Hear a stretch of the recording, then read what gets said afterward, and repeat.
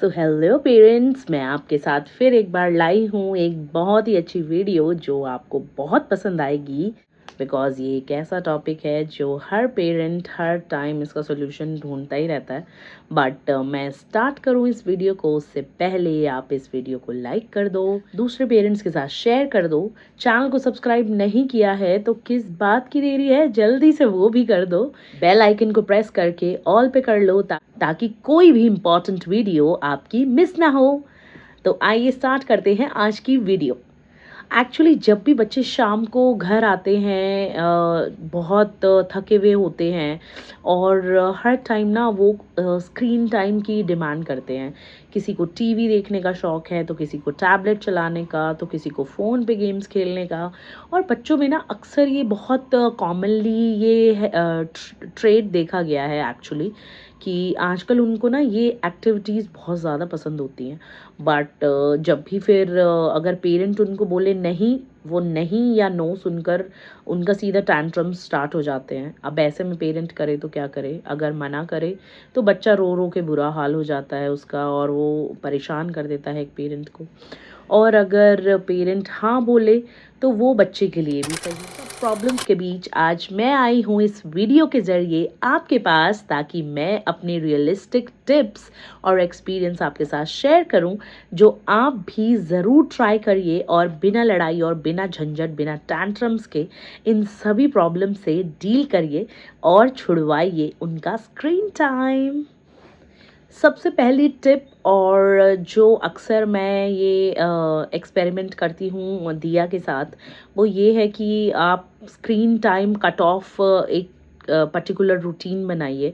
आप अपने फ़ोन में, टैबलेट में, जिस भी चीज़ में एक अलार्म सेट करिए कि अगर बच्चा 6 बजे फ़ोन लेता है तो मैक्स टू मैक्स 7 बजे का उसमें अलार्म सेट कर दीजिए, ताकि वो अलार्म ऑटोमेटिकली प्ले हो जाए, उसमें जो भी म्यूज़िक आता है या कुछ भी।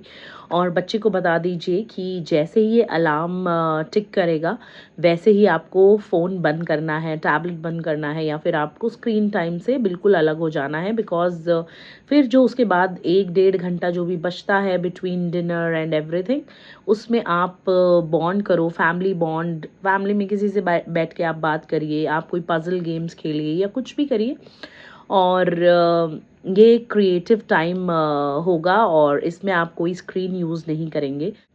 एक्चुअली ये जो अलार्म सेट करने का जो रूटीन है, ये जो स्क्रीन का टाइम कट ऑफ रूटीन होगा, ये क्या प्रिपेयर करेगा कि पहले 5-6 दिन बच्चे को फिर भी प्रॉब्लम हो सकती है, बट धीरे-धीरे उसका सबकॉन्शियस माइंड ना ये चीज़ को एक्सेप्ट करने लगेगा कि इतने बजे अलार्म सेट है और ये इतने बजे रिंग करेगा तो मेरे पास इतना ही टाइम है, जल्दी-जल्दी से मैं देख लेता हूँ या देख लेती हूँ।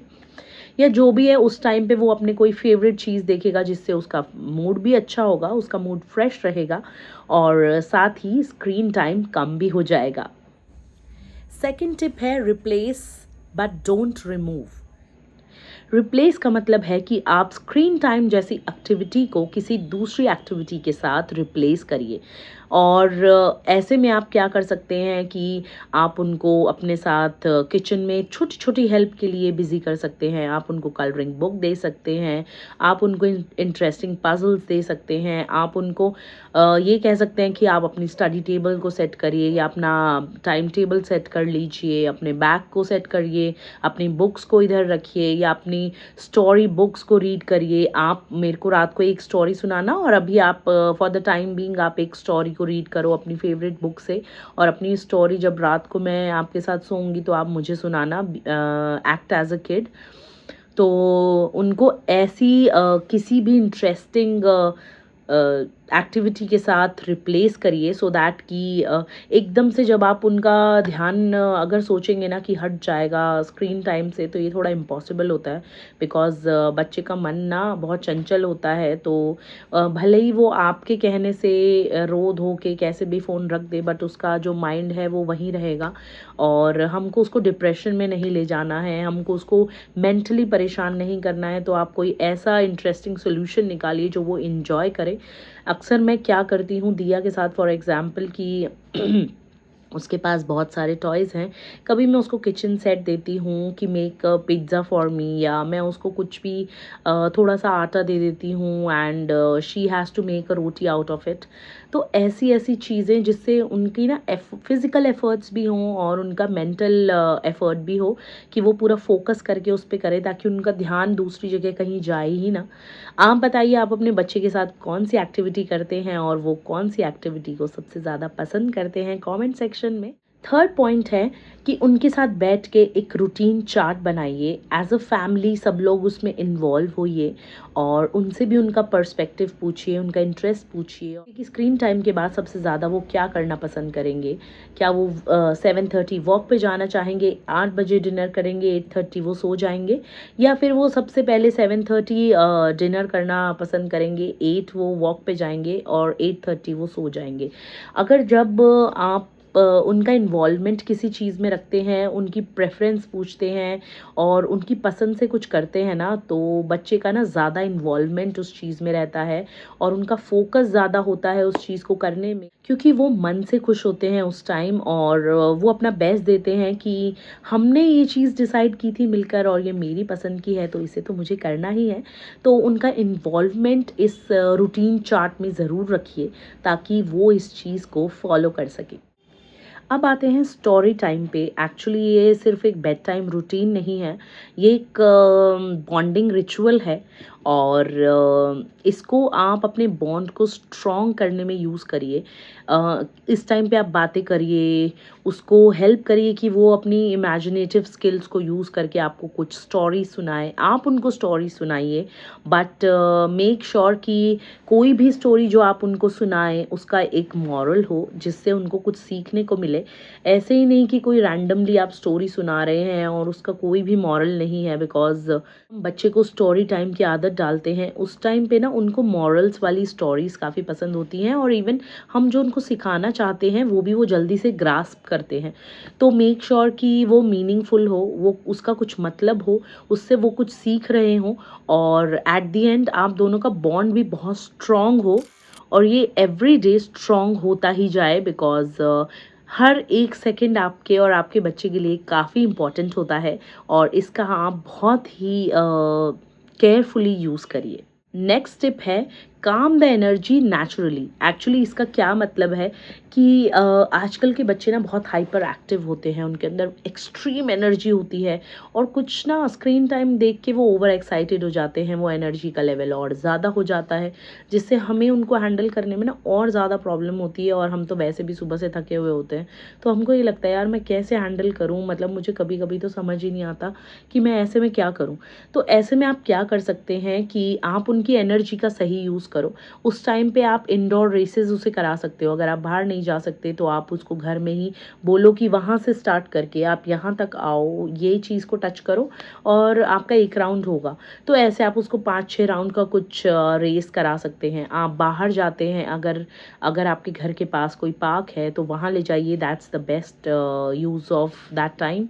आप उसको वहाँ ले जाके उसको आउटडोर गेम्स खिलाइए, बैडमिंटन खेल सकते हैं, फुटबॉल खेल सकते हैं या फिर वॉलीबॉल खेल सकते हैं, क्रिकेट खेल सकते हैं, ऐसे ही नॉर्मली वॉक कर सकते हैं। या फिर आप मेरे वाली टिप भी यूज़ कर सकते हैं कि मैं एक स्लो सा म्यूज़िक प्ले कर देती हूँ और दिया उस पे डांस करती है और दिया को डांस आता तो बिल्कुल भी नहीं है, उसका इंटरेस्ट भी थोड़ा कम है, बट क्योंकि मुझे उसका दिमाग कहीं न कहीं और लगाना होता है, तो मैं अक्सर उसको कहती हूँ कि देखो इस पे तो, इस वाले सॉन्ग पे तो ये वाला कार्टून बहुत अच्छे से डांस करता है, तो आप भी करके दिखाओ। तो अक्सर मैं उसके फ़ेवरेट कार्टून्स का नाम लेती हूँ और बोलती हूँ कि वो ये करते हैं तो ये भी करती है। ऑब्वियसली भले ही कैसा भी आए बट करती ज़रूर है। तो ऐसे में उसकी एनर्जी ना वहाँ यूज़ होती है। इससे 2 चीज़ें हुई कि उसका माइंड भी डाइवर्ट हुआ और दूसरा उसकी फ़िज़िकल एक्टिविटी भी हुई और जो हाइपर एक्टिव मोड था वो थोड़ा-थोड़ा स्लो होता जाता है, बिकॉज़ फ़िज़िकल एक्टिविटी हो रही है, जिससे वो थोड़े थकते हैं मेंटली भी, फ़िज़िकली भी और रात को उनको नींद भी अच्छी आती है। और यहाँ पे एक एडिशनल टिप है मेरी तरफ से आपके लिए कि आप उनके स्क्रीन फ्री बडी बनो। एक्चुअली अगर आप स्क्रीन फ्री टाइम उनके सामने रखेंगे और आप फ़ोन यूज़ नहीं करेंगे तो डेफ़िनेटली आई एम श्योर कि वो भी फ़ोन को यूज़ नहीं करेंगे और ना उनके दिमाग में आएगी ये चीज़। उस टाइम पे आप सिर्फ उनसे बैठ के बातें करिए, अपनी बातें उनको बताइए, अपना एक्सपीरियंस उनके साथ शेयर कीजिए, उनका एक्सपीरियंस आप पूछिए, उनसे उनकी फेवरेट चीज़ों के बारे में बात करिए, कुछ जो नॉलेजेबल जो टॉपिक्स होते हैं उस पर डिस्कशन करिए। आई नो ऑब्वियसली बच्चे को उसके बारे में कुछ नहीं पता होगा, बट आप उनके थॉट्स पूछिए कि एग्जैक्टली वो उस बारे में क्या सोचते हैं या उस टर्म के बारे में उनको क्या समझ आता है, और ऐसी चीज़ों को एक्सप्लोर करिए दोनों मिलकर कि मुझे भी नहीं पता, सो लेट्स एक्सप्लोर। तो अगर आपके पास कोई एनसाइक्लोपीडियाज़ हैं या कुछ भी हैं, इंफॉर्मेटिव कोई बुक्स हैं, तो उनसे आप रीड करिए दोनों एक साथ और उससे कुछ नया सीखिए। और एक्चुअली ना इनिशियली आपको थोड़ी सी प्रॉब्लम लग सकती है कि बच्चा बहुत टैंट्रम्स शो कर रहा है, या बच्चा बहुत ही सैड हो गया, या बच्चा रो रहा है, बट अगर आप समझदारी से काम लेंगे, बहुत काम हो के सोचेंगे, तो हर एक स्टेप आपका ये यूज़फुल होगा और ये हर एक टिप आपके लिए ज़रूर से काम करेगी। तो बहुत ही केयरफुली इस चीज़ को माइंड में रखिए, बहुत ही केयरफुली सोचिए, बहुत ही केयरफुली इस पे वर्क करिए, एंड आई एम श्योर कि डेफिनेटली ये वर्क करेगा और आपकी प्रॉब्लम सॉल्व भी होगी। तो मिलते हैं नेक्स्ट वीडियो में एक और दूसरे इंटरेस्टिंग टॉपिक के साथ। तब तक के लिए bye bye, tata, see you again, take care, happy parenting. Goodbye.